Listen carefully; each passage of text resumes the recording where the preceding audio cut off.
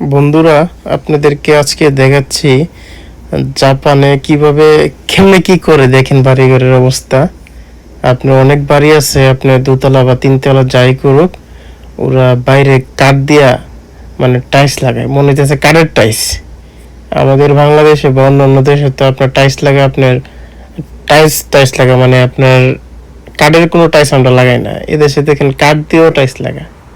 তো কাঠ দিয়ে টাইলস লাগাইলে কিন্তু বৃষ্টি পইরা তো মানে নষ্ট হয়ে যায়। আমরা তো সিরামিক্সের টাইলস লাগাই, আর এরা কাঠ দিয়েও টাইলস লাগায়। এরকম ঘর আমি দেখছি, তো দেখে অবাক হয়ে গেলাম কাঠ দিয়ে কিভাবে টাইলস লাগা বাইরে ওয়ালের মধ্যে।